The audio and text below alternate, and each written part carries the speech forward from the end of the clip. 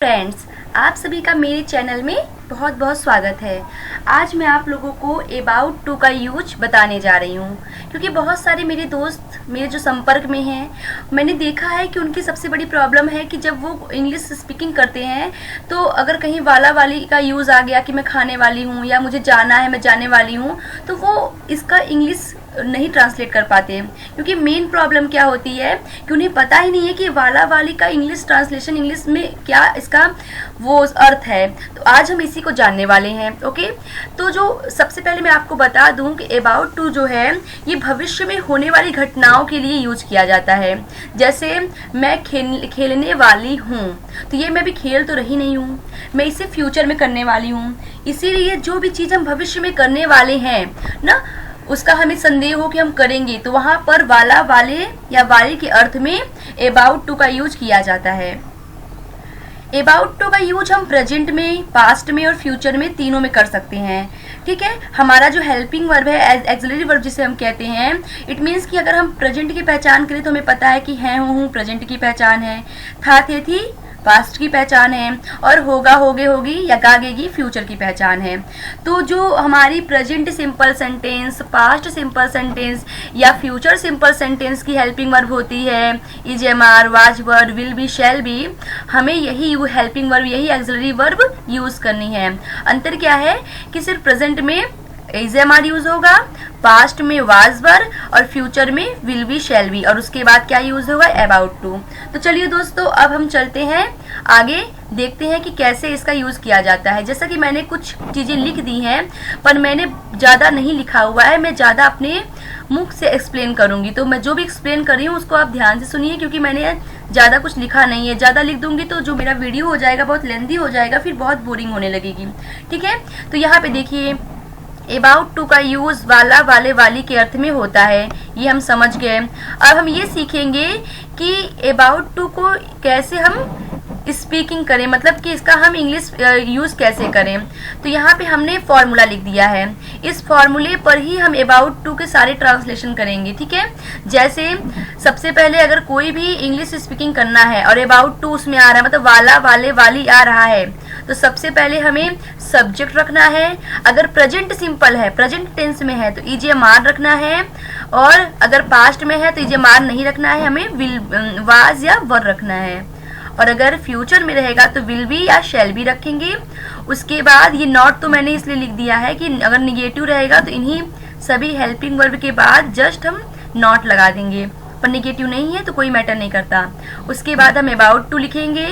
कैसे लिखेंगे, सब्जेक्ट के जस्ट बाद एक्सिलरी वर्ब और उसके जस्ट बाद अबाउट टू, फिर वर्ब जो भी हमारा मेन वर्ब रहेगा, जाना, हंसना, खेलना, सब वर्ब के फर्स्ट फॉर्म में ही रहेंगे। ओके, उसके बाद हमारा ऑब्जेक्ट रहेगा, और फिर हमारे अदर जो भी वर्ड्स, टाइम है ना, मैनर है और प्लेस है, तो वो सभी हम यहाँ पे रखेंगे। तो यहाँ पे मैंने कुछ ट्रांसलेशन किए हुए हैं, वो मैं ट्रांसलेशन आप लोगों को बता दे रही हूँ। उसके बाद आप लोग इन सभी ट्रांसलेशन को देखने के बाद आप लोग एबल हो जाओगे अबाउट टू का यूज करने का। ठीक है, तो इसको हम समझ लेते हैं। जैसे पहला, वह यहाँ आने वाला है, तो वह हमारा सब्जेक्ट हो गया। ठीक है, वह हमारा क्या हो गया, सब्जेक्ट हो गया। तो वह को इंग्लिश में ही कहते हैं, और ही के साथ हमेशा प्रेजेंट में इज लगता है। तो he is about to come here, पहले हमने सब्जेक्ट लिखा ही, फिर इज, एम, आर में इज लिखा, फिर उसके जस्ट बाद हमने क्या लिखा, अबाउट टू, जैसा कि हमारे फॉर्मूला में है कि सब्जेक्ट के बाद एक्सिलरी वर्ब, उसके बाद हमारा क्या होगा, अबाउट टू, फिर वर्ब का फर्स्ट फॉर्म, तो अबाउट टू लिखा। फिर हमारा वर्ब है आना, आने को इंग्लिश में कम कहते हैं, और कम का फर्स्ट फॉर्म कम ही होता है, और जो भी हमारा अदर है, अदर में here. Okay, he is about to come here. फिर नेक्स्ट है हमारा, मैं उसके साथ बाजार जाने वाला हूँ, I am about to go to market with him. Very simple, subject, auxiliary verb, about to, after that main verb का first form, then other. रेखा मुझे फोन करने वाली थी, रेखा was about to call me. Okay, वह मुझे कुछ देने वाला है, he is about to give me something. and नीचे कुछ होने वाला है, it is about to happen. Okay, मैं एक कार खरीदने वाला हूँ। I am about to buy a car. Ravi को नौकरी मिलने वाली थी। अब देखिए यहाँ तक मैंने प्रेजेंट वाला बताया, अब मैं पास्ट वाला बता रही हूँ। Ravi was about to get a job. मिलने के लिए गेट का यूज किया गया है और a job. Ravi was about to get a job. मैं सोने वाला हूँ। I am about to sleep. वह नाचने वाला होगा।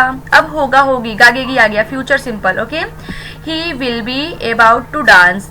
शैल बी का यूज जब आई या वी रहे तब करते हैं, ठीक है। अगर यहाँ पे होता, यहाँ पे अगर वह की जगह पे होता हम नाचने वाले होंगे, तो मैं यहाँ पे लिखती we shall be about to dance. But यहाँ पे हम तो है नहीं, तो आई और वी को छोड़ के बाकी सभी के साथ विल बी यूज होता है। आफ्टर डैट दादा जी टहलने वाले थे।